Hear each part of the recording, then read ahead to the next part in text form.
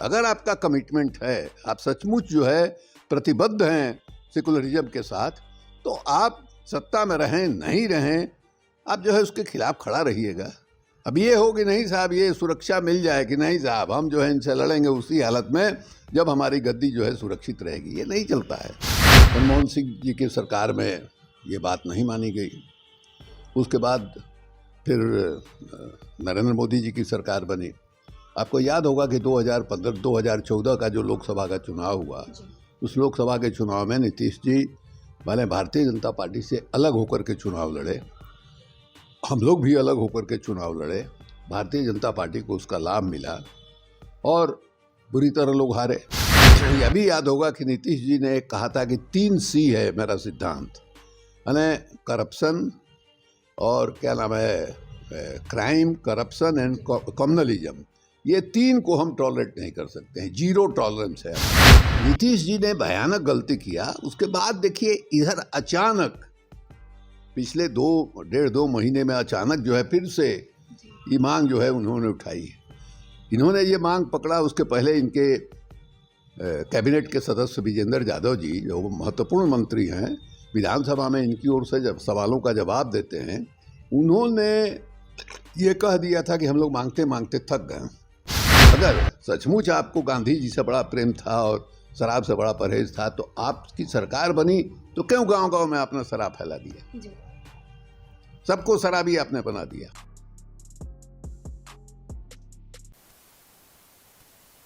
नमस्कार, आप देख रहे हैं भारत लाइव। मैं हूं आपके साथ कंचन। इस वक्त बिहार की राजनीति का सबसे बड़ा मुद्दा है पैच।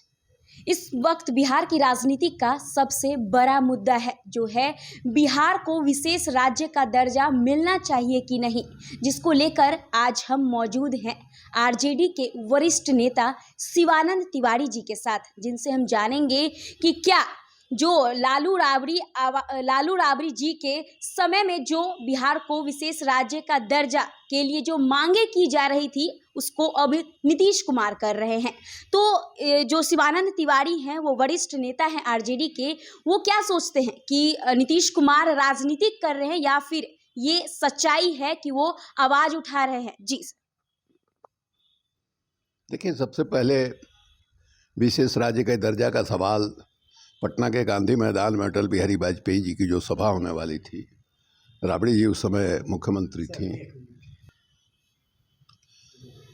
सबसे पहले विशेष राज्य के दर्जा का जो यहाँ बिहार में मांग उठी वो अटल बिहारी वाजपेयी जी की सभा में, गांधी मैदान में उनकी सभा हो रही थी।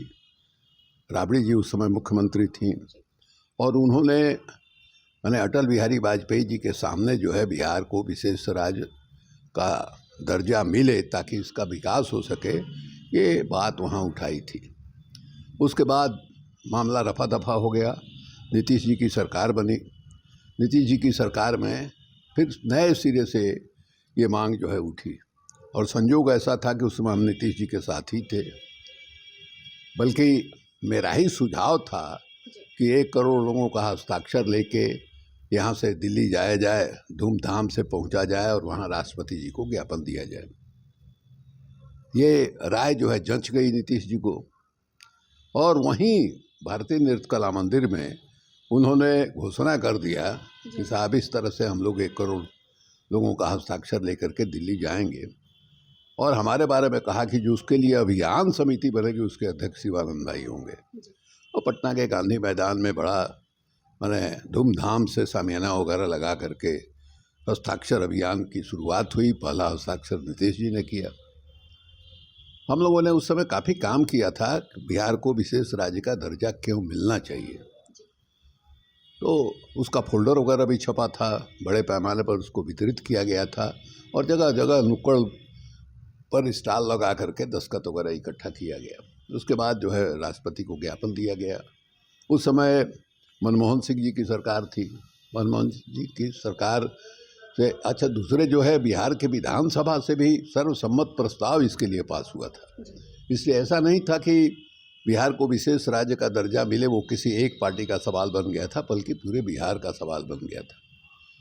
मनमोहन सिंह जी की सरकार में ये बात नहीं मानी गई। उसके बाद फिर नरेंद्र मोदी जी की सरकार बनी।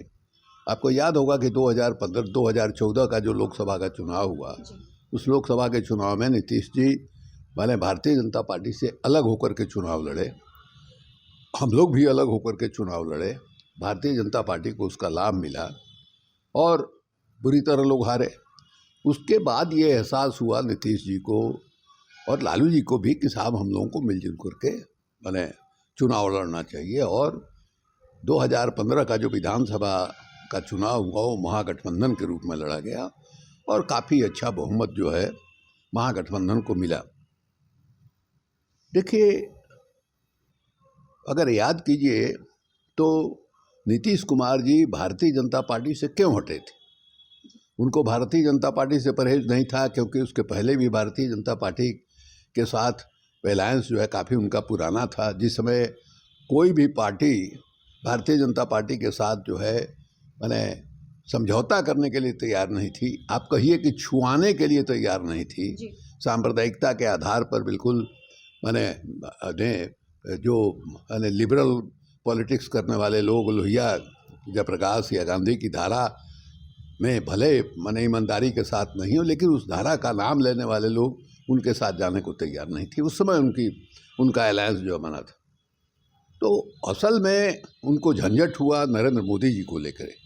नरेंद्र मोदी जी को लेकर के उनको हुआ कि नहीं साहब, ये विभाजनकारी इनका व्यक्तित्व है, अगर ये प्रधानमंत्री बनते हैं तो जो अक़लियत के लोग हैं, माइनॉरिटी के लोग हैं, वो उन्होंने तो यहाँ तक कहा कि यानी खुद संजय झा ने बताया है, वो किताब में भी छपा है, अखबारों में भी छपा है कि साहब मैंने जिस आदमी का नाम लेने से करोड़ों अक़लियतों के मन में भय व्याप्त हो जाता है, उसके साथ हम कैसे दिखाई देंगे, उसके साथ हम कैसे जाएंगे। मैंने इस तरह का इतना गहरा जो है उनके मन में दुराव का भाव था नरेंद्र मोदी से। उसके बाद जो है चुनाव हुआ, चुनाव के बाद महागठबंधन की सरकार बन गई। आपको याद होगा कि जिस समय वो अलग हुए थे भारतीय जनता पार्टी से, उस समय उन्होंने बिहार की विधानसभा में कहा था कि हम मिट्टी में मिल जाएंगे लेकिन फिर आपके साथ नहीं आने वाले। उसके बाद अचानक जो है महागठबंधन छोड़ करके उधर चले गए। उस भी दरमियान वो भूल गए थे विशेष राज्य का दर्जा। ये एक अवसर था, हमको ऐसा लगता है कि जो फिर से वहाँ गए तो इनकी छवि जो है धूल धूसरित हो गई। इन्होंने खुद कहा था कि हम मिट्टी में मिल जाएंगे, तो इनकी छवि की लगभग वही स्थिति हो गई। एक ही तरीका था, अपने छवि को वो बचा सकते थे। अगर वहाँ जो गए महागठबंधन छोड़ करके, तो इन्होंने शर्त रखा होता कि देखिए भाई, मैंने हम आपके पास आ रहे हैं, लेकिन हमारी भी छवि को बचाने का कोई रास्ता होना चाहिए। और रास्ता ये होगा कि आप हमको विशेष राज्य का दर्जा दे दीजिए, ताकि हम ये कह सकें कि बिहार के हित में हम जो है दल बदल रहे हैं। तो आपकी छवि जो है बच जाती। और संभव है कि उस समय आपकी बात जो है मान ली गई होती। उस समय तो आप चले गए बगैर इन सब शर्तों को लगाए हुए, और माने आपकी जो प्रतिष्ठा थी वो खत्म हो गई। आपकी जो उनके अंदर जो नीतीश जी का संख्या बल के साथ साथ उनका एक नैतिक बल भी था, उनके राजनीति का, वो नैतिक बल भी खत्म हो गया जैसे वो वहाँ गए। उसके बाद संख्या बल का कोई ये नहीं था। तो नीतीश जी ने भयानक गलती किया। उसके बाद देखिए, इधर अचानक पिछले 1.5-2 महीने में अचानक जो है फिर से ये मांग जो है उन्होंने उठाई। इन्होंने ये मांग पकड़ा। उसके पहले इनके कैबिनेट के सदस्य विजेंद्र यादव जी, जो महत्वपूर्ण मंत्री हैं, विधानसभा में इनकी ओर से जब सवालों का जवाब देते हैं, उन्होंने ये कह दिया था कि हम लोग मांगते मांगते थक गए। यानी उनका था कि अब हम मांगने नहीं जा रहे हैं, हम अपना काम करेंगे। उसके 2 दिन के बाद नीतीश जी ने उनको स्नप कर दिया। लोगों को कहने का तरीका जो है ऐसे होता है वैसे होता है, बेचारे घबरा गए। विजेंद्र जी फिर से कहने लगे कि नहीं साहब, विशेष राज्य का दर्जा चाहिए। अब भारतीय जनता पार्टी जो है जिस ढंग से नीतीश कुमार को हल्के ले रही है, वो सीधे ये कह रहे हैं, उनके उप मुख्यमंत्री जो रेणु हैं, रेणु कह रही हैं कि नहीं साहब, इसका कोई मतलब नहीं है, कोई माने नहीं है। आज भी किसी मंत्री का बयान छपा हुआ है कि साहब ठीक है ये मांग रहे हैं, लेकिन विशेष राज्य के दर्जा मिल जाने से जो हम लोगों को लाभ होता है उससे कम लाभ अभी नहीं हो रहा है, इसलिए उसका कोई मतलब नहीं है। तो इनका लोग उपहास उड़ा रहे हैं। और यही नहीं, आपको यह भी याद होगा कि नीतीश जी ने कहा था कि 3 C है मेरा सिद्धांत, यानी करप्शन और क्या नाम है, क्राइम, करप्शन एंड कम्युनलिज्म, ये 3 को हम टॉलरेट नहीं कर सकते हैं, 0 टॉलरेंस है हमारा। अभी इस मामले में देखिए, करप्शन का तो खैर कहना ही क्या है, ये तो इनका जो ये कौन निगरानी विभाग है वही छापा मार के बता रहा है करप्शन की क्या हालत है। लेकिन कम्युनलिज्म के बारे में भी देखिए कि एक मंत्री का बयान आया कि ये जो माने शुक्रवार के दिन स्टेशन पर जो मस्जिद है, सड़क पर नमाज लोग पढ़ते हैं, इसलिए कि हाँ मस्जिद में कोई जगह नहीं है। कह दिया इनके मंत्री ने कि अराजकता जो है सड़क पर बर्दाश्त नहीं किया जाएगा। अब आज तक हम लोग बचपन से पटना शहर में हैं, आज तक किसी तरह का विरोध जो है, जो जुम्मा के दिन, शुक्रवार के दिन जो नमाज पढ़ते हैं मुसलमान भाई, कभी किसी ने एतराज़ नहीं उठाया। ये पहली दफ़ा ऐसा हो रहा है। अभी दिखाई दे रहा है धर्म परिवर्तन की बात, कोई स्पेसिफिक उदाहरण नहीं दिया जा रहा है कि फलाने जगह फलाने आदमी को मैंने दबाव डाल करके या लालच दिखा करके धर्म का परिवर्तन कर लिया गया। ऐसे ही चल रहा है, धर्म परिवर्तन हो रहा है। ये स्थिति है तो न विशेष राज्य के दर्जा का इनका उपहास उड़ रहा है, इनके कम्युनलिज्म को भी कम्युनलिज्म विरोधी जो है इनका सेकुलरिज्म कहिए, सेकुलरिज्म को भी लोग आईना दिखा रहे हैं और चुपचाप हैं, अब कुछ नहीं कर पा रहे हैं। सर, हमारा एक क्वेश्चन है कि क्या नीतीश कुमार जी को महागठबंधन में वापस आ जाना चाहिए, हिंदुत्ववादी बीजेपी को छोड़ के? तो काल्पनिक सवाल है ना, तो महागठबंधन में तो थे ही, वो छोड़ के गए हैं, तो निर्णय तो उनको करना है ना भाई। तो इसलिए इसमें हम लोग कौन होते हैं कहने वाले। अच्छा, मान लीजिए आपको थी से कम्युनलिज्म से परहेज है, लेकिन कम्युनलिज्म को के खिलाफ उसी समय खड़े हो जाइएगा जब आपकी गद्दी सुरक्षित रहेगी, तो ये तो नहीं चलता है। अगर आपका कमिटमेंट है, आप सचमुच जो है प्रतिबद्ध हैं सेकुलरिज्म के साथ, तो आप सत्ता में रहें नहीं रहें, आप जो है उसके खिलाफ खड़ा रहिएगा। अब ये हो कि नहीं साहब ये सुरक्षा मिल जाए कि नहीं साहब हम जो है इनसे लड़ेंगे उसी हालत में जब हमारी गद्दी जो है सुरक्षित रहेगी, ये नहीं चलता है। इसलिए निर्णय जो है नीतीश जी को लेना है। नीतीश जी क्या करने जा रहे हैं, तो 3 बार रह चुके, मैंने 4थी बार है, कम लोग हैं, दिखाई देता है शिवराज सिंह चौहान का और इधर नवीन पटनायक का 4थी दफ़ा। कोई इस तरह का नहीं रहा है, बिहार में तो कभी रहा ही नहीं है। तो आप क्या कितना दिन तक आपका गद्दी पर बैठे रहेंगे, तब आपकी भूख जो है मिटेगी। तो नीतीश जी जो कुछ भी बोल रहे हैं उसका कोई मतलब नहीं है। और देखिए अभी दौरा पर निकल रहे हैं, क्या तो सामाजिक बदलाव के लिए निकल रहे हैं, और पूरा नोटिफिकेशन जो है देखिए, पूरा लगता है कि पूरी सरकार जा रही है। अरे आप मुख्यमंत्री हैं, पॉलिटिकल आदमी हैं, ये काम आपका है, जाइए लोगों से अपील कीजिए, पार्टी के कार्यकर्ताओं को काम में लगाइए। पूरा का पूरा माने पदाधिकारी जा रहे हैं वहाँ, कितना खर्चा होगा भाई, हर जगह मीटिंग होगी, हर जगह सभा होगी, आने जाने का खर्चा, सिक्योरिटी का खर्चा, माने पूरा का पूरा सेक्रेटेरिएट जो है वहाँ चला जा रहा है। एकदम बिल्कुल माने ढोंग है। शराबबंदी को लेकर के जीतन राम मांझी का बयान आया, अभी दिखाया गया कि आतंकवादी निरोधी दस्ते को भी इस काम में लगाया जाएगा। ये लिखा गया कि साहब पंचायत चुनाव कराने के लिए जो फोर्स आया है उसको भी इस काम में लगाया जाएगा, 2-2, 3-3 एडीजी लगाए जाएंगे। ये क्या है भाई, सनक नहीं तो क्या है। आप जो है नहीं करना चाहते हैं, ठीक है, आप चुस्त दुरुस्त कीजिए प्रशासन को कि हाँ साहब शराब नहीं आवे, लेकिन अब कोई शराब पी लिया उसका क्या दोष है। शराब आपने बंद किया तो शराब आया कैसे भाई। तो आप जो है जिनका दोष है, जिनके गलती से शराब आ रहा है, आप उस तरफ कुछ नहीं कर रहे हैं। आपकी असफलता है उस पर आप कुछ नहीं बोल रहे हैं, और जो पिए हुए अभी गरीब आदमी है उसको आप पकड़ रहे हैं, मुसहर लोगों को पकड़ रहे हैं, दलित लोगों को पकड़ रहे हैं, गरीब और बेरोजगार लोग जो है 2 पैसा कमाई के लिए आपने कोई कमाई का जरिया तो दिया नहीं है। तो 2 नंबर के धंधा से ही उनको लग रहा है कि पेट भर जाएगा, हम अपने परिवार का पेट भर लेंगे, तो उसमें लगे हुए हैं लोग।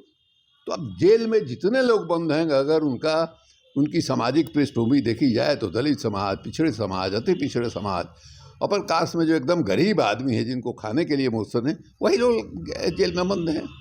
जो सफ़ेद पोस्ट लोग हैं वो साधु हो गए हैं। बड़े बड़े लोग जिनको रात में 1 पैक 2 पैक दारू पिए बगैर नींद नहीं आती है, वो सब साधु हो गए, उन लोगों ने छोड़ दिया। खाली गरीब लोग ही मैंने से ही नशा नहीं छूट रहा है। ये चाहे विशेष राज्य का दर्जा हो या शराबबंदी हो, दोनों मामले में नीतीश कुमार बिल्कुल असफल दिखाई दे रहे हैं, बिल्कुल बेबस दिखाई दे रहे हैं। और एक समझिए कि उन्मादी किस्म की मानसिकता उनकी बन गई है, ये शराबबंदी को लेकर के उन्मादी किस्म की बन गई है, एक जिद की तरह है। अगर सचमुच आपको गांधी जी से बड़ा प्रेम था और शराब से बड़ा परहेज था, तो आपकी सरकार बनी तो क्यों गांव-गांव में आपने शराब फैला दिया? सबको शराबी आपने बना दिया। हम थे 2005 के पहले जो सरकार थी राबड़ी जी की, उसमें हम ही एक्साइज के मिनिस्टर थे, दारू विभाग के। उस समय जो माने आपको रेवेन्यू आता था एक्साइज का, और इस समय आपने बंद किया, कितना का फासला हो गया? 300-350 करोड़ हमको हमारे समय में आता था, इनके समय में 1300-1400 करोड़ आगे नहीं गए। कितना फैला शराब। अगर ये वीडियो पसंद आई और वह बिहार के राजनीति और बिहारियत से सरोकार रखेनी तो सब्सक्राइब बटन दबा के चैनल के सब्सक्राइब कर ली। ओजे एगो घंटी बा, ओकरा बटन दबा देला से कुल सटीक और मारक खबर रुआ मुफ्त में मिल जाई। अगर रुआ पत्रकारिता के हमनी के नया प्रयोग में सहयोग कर चाहतानी तो ज्वाइन बटन दबा दी। पेटीएम नंबर नोट कर ली 9386816700। धन्यवाद।